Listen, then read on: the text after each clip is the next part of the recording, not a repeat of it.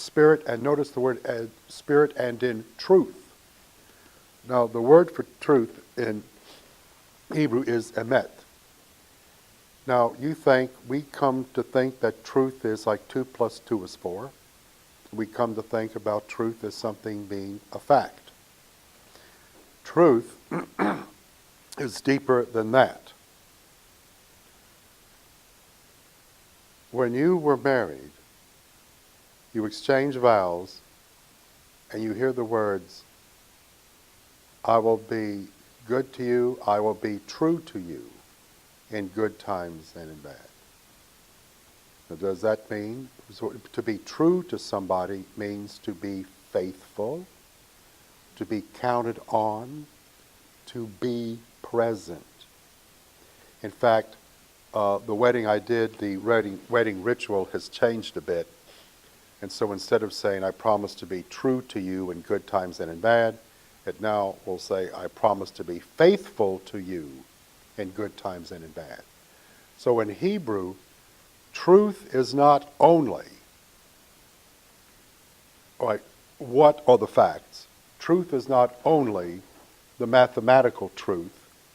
Truth is not only the answer to what is the true nature of being human. It's also what you can count on, and it is trustworthy. I know that what he's telling us in court is true because he has a reputation of being trustworthy. Truth, a testimony, a person stands behind it because they are true, they are trustworthy, they are faithful, to be counted on. And so you can count on spirit and truth, a reality that you can count on, to be present, to be there, trustworthy. So, it continues. The woman said to him, I know that the Messiah is coming, the one called the Anointed. When he comes, he will tell us everything. Jesus said to her, I am he, the one who was speaking with you. Now,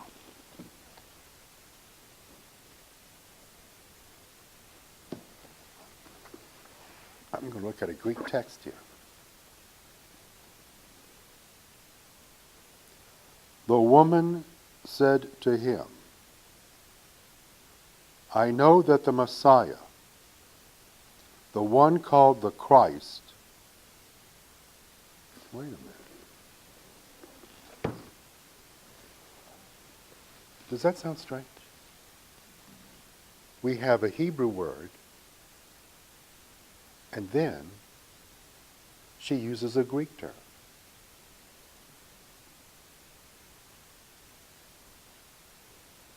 Messiah, the one who is also called the Anointed, or the one called the Christ. You wouldn't be using the word Christ unless you were probably evangelized by a group of Greek-speaking Christians. But remember, the Gospel of John here is the last gospel written. And so the issue is how many in the Christian audience are coming from a Hebrew background, like Peter and Paul. And so here, it translates it. Remember at the beginning of the gospel?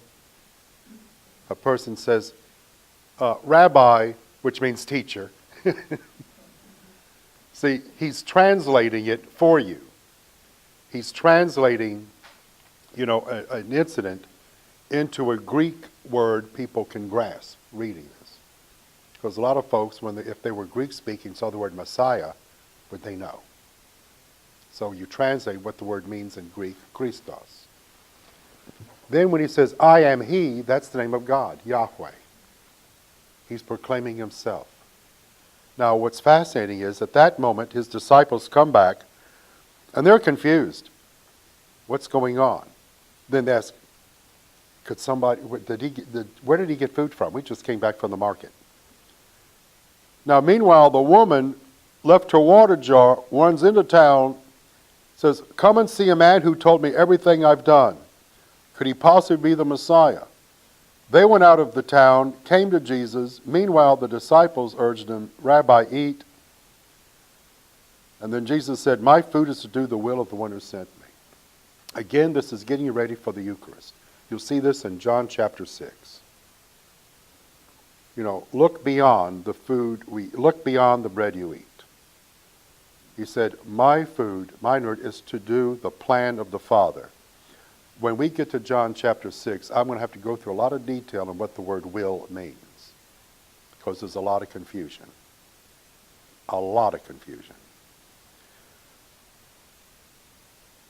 Do you not say in 4 months the harvest will be here? I tell you, look up and see the fields ripe for the harvest. The reaper is already receiving his payment so that the sower and the reaper can rejoice together. Here the saying is verified that one sows, another reaps. This is a message to the disciples. I sent you to reap what you have not worked for. Others have done the work, and you are sharing the fruits of their work.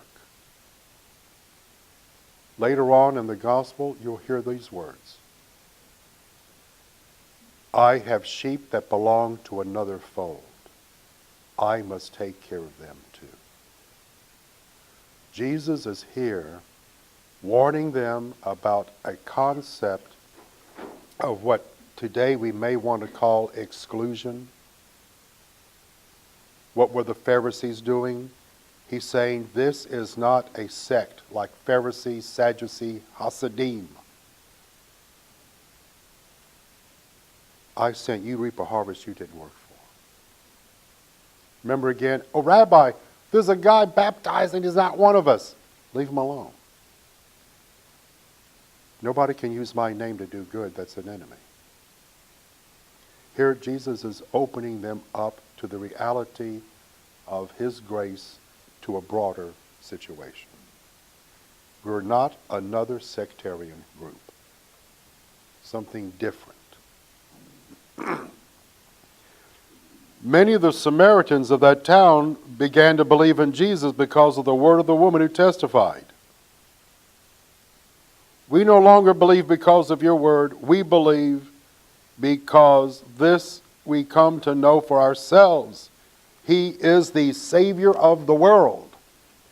Now, as I said, this is interesting. Jesus shows up and they come bounding out of town proclaiming him as the Messiah, Savior of the world. Oh, yeah. Okay. This is fascinating. The Savior of the world. Now, you're not going to see that in Matthew, Mark, and Luke. That's what I'm talking about.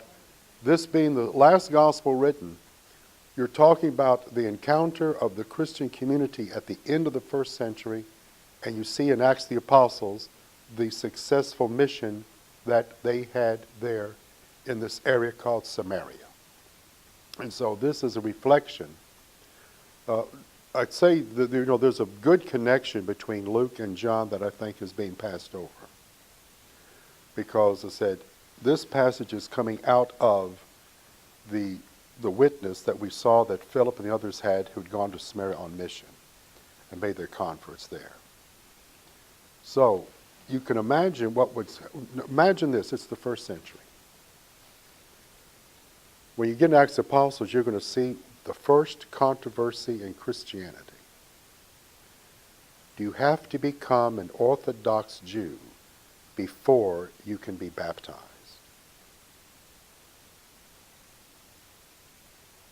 Well, I was an Orthodox Jew, I came to believe. It tells you, Acts of the Apostles, priests came into the faith. You know, the first Christians didn't come from Tennessee. They come out of Jerusalem. They're all Orthodox Jews. Well, I'm a Christian. Well, okay. We have the Lord's Supper, there's Eucharist. By the way, what are we going to do this Hanukkah? Do you have to celebrate Hanukkah? What about Yom Kippur? Rosh Hashanah? That's what St. Paul in Galatians was talking about, a group of Jewish Christians trying to get the folks to get back in the high holidays. Or, what about kosher kitchen? Okay, I'm a Christian. You were Roman or you're a Greek, I've become a Christian. Okay, now here are the dietary laws. You can't eat shrimp because that'd wipe out everybody in Savannah. From my experience, you can't eat, and for the Tennesseans, there are more barbecue ribs anymore. No more bacon. You got to have 2 ice boxes, 2 refrigerators. Imagine that was look at Acts of the Apostles. That was it. You can't get baptized until you're circumcised. And also, what about kosher kitchen? And so that council that met had to say, no, you don't have to become an Orthodox Jew in order to be baptized. In fact, the first person to baptize a Gentile is St. Peter. Cornelius and his family in Caesarea Maritima. It's not St. Paul, it's Peter. Baptizes the first one. So that was the early controversy. And so here, the Gospel of John, being written decades after all this, reflects the condition of the church at the time, but also continues the challenge. We always have to be challenged in terms of acceptance, and always challenged like these Samaritans. Jesus is saying, I have sheep of another fold. I've got to be their shepherd too. You are reaping the work that others have laid. And so guess what? It's the Greek-speaking Christians who go to Samaria. Then it's Peter and John who come down, correct? They have reaped a harvest that others have sowed. The Gospel of John is fascinating because I said it's the most Jewish of all the Gospels in terms of its the focus on Feast of Tabernacles and all that. It's also the most tangible. Here's a one-on-one of Jesus with this woman. But also, it gives you an insight into the state of where is the Christian community worldwide and what are they dealing with. So it's always a fascinating thing. Let me check my time here. Now, after that encounter, Jesus moves on. So he goes on his way now to Galilee, and people are praising him. They saw what he did remember, Jesus did one sign in Cana, and then Nicodemus said, nobody can do the signs you're doing unless they're coming from God.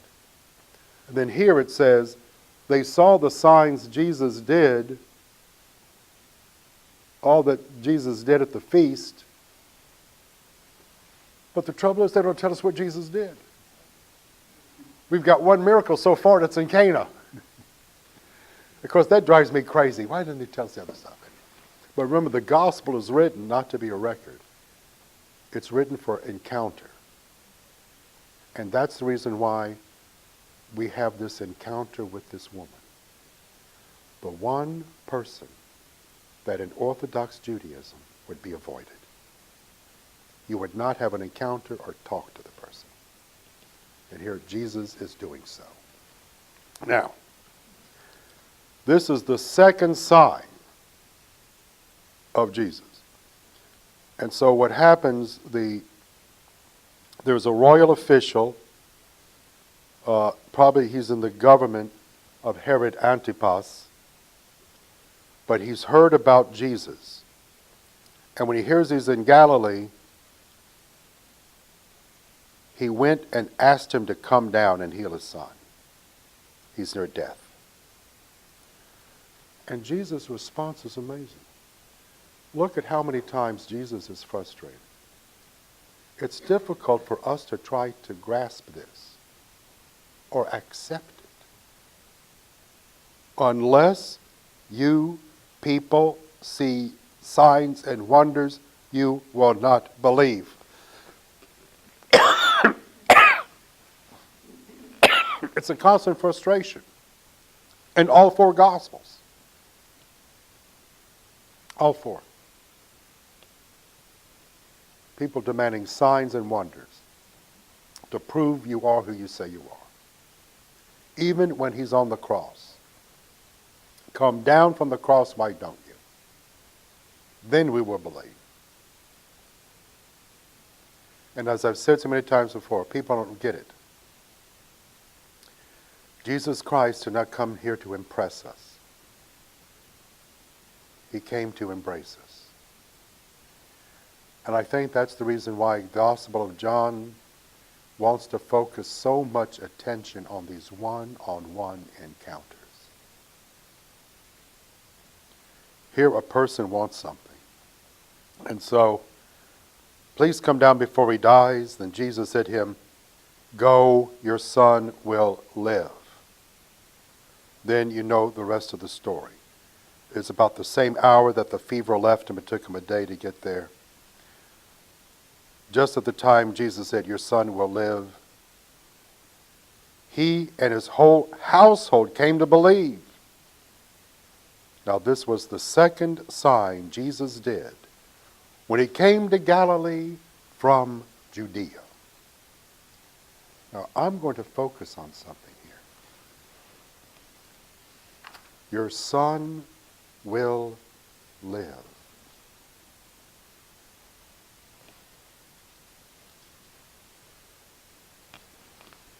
Etz Chaim, tree of life. There, and the word in Greek for life is zoa. Okay? Now,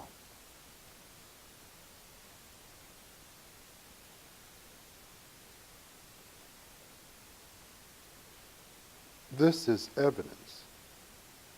When Jesus said, go, your son will live, then the man, the royal official remembered it was at the same hour that Jesus said, your son will live. This tells you, the text may be in Greek, but this tells you that this is a Hebrew milieu, or a Hebrew environment. Why? Because Hebrew and Aramaic have no technical word for heal or recover. There is no technical word in Hebrew or Aramaic for heal or recover. They use the word Zoa, embraces both of these sentences. Not only living, but also being healed or recovered. And if you look back again, even in English on this, sir, come back before my child dies. You may go, your son will live. Instead of saying, go, your son is healed, or go, he's going to recover, but the idea, he will live, it has both that sense, not only staying alive, but healed, recovered. Remember, you can be alive but still be sick, correct? In fact, sometimes we're alive and so sick we wish we could pass on. But anyway, so keep that in mind, because you're going to see this again. I am the bread of life. So always keep that in mind. But especially, this shows the Hebrew, it may be in Greek, but you're coming out of the Hebrew background. That's why we talk about Etz Chaim, the tree of life. It will tell you in the book of Revelation. It'll also have in Ezekiel. that there are trees that grow along the riverbank, and the trees are for healing. Their leaves are for healing. So when you talk about, I'm going to go over here to the board, this idea, a tree of life, it's just not only being alive, but you're talking about healing, recovery. You're talking about healing or recovering a relationship. From within me will come water, springs of living water. You're going to see that from chapter 7 through 10. Because the idea is that the Torah is to give us a healing, wholesome relationship with God. This is the covenant, a relationship. When Jesus said, spring of living water, he's saying, relationship with God is going to come from within me. Christ is the relationship. The Torah is the covenant, the relationship with God. Remember how we said reverse engineer the first sentence? The Torah was made flesh and made his tabernacle among us. Spiritual. God is spirit, but he's more real than what you can touch. This is the way to explain it. I can go to a grocery store, or I can go to the department store, and I could say, I'd like to get a 5-pound bag of ice. But what if you go to a store, and you're looking around, and somebody comes up, hi Billy, what you want? Oh, I want to buy 5 pounds of relationship. I mean, think about it. What do you mean by, hi, okay, let's go over here to, I forgot the name of the store. Can I get 5 yards of relationship? I think it's Hancock's, whatever. Think about it, but nevertheless, you may not be able to weigh, box up, measure relationship, but you know as well as I do. All of us do. People will die because of a relationship.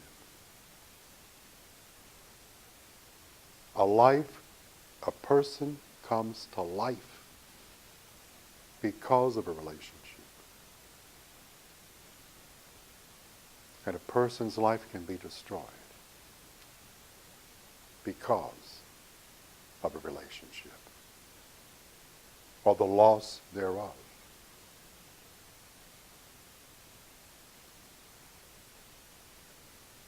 And you can see what happens in people's lives, whether it's the issue of bullying.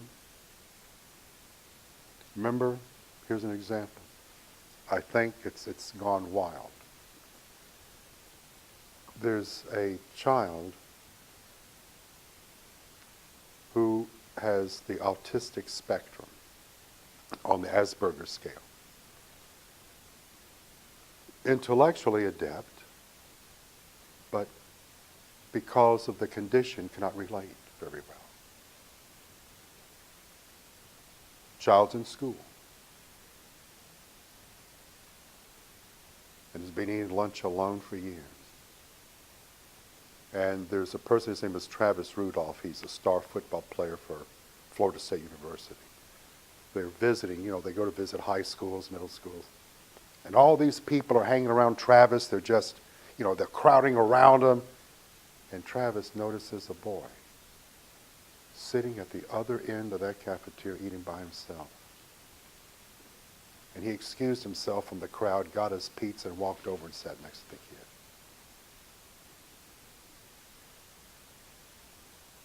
And his mother writes him a tearful letter because he went over there and talked with them, just ate with them.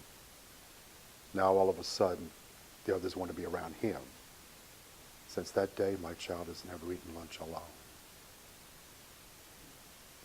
That's what, get that image when you hear Jesus say, Spirit and truth. Thank you all very much. See you next week.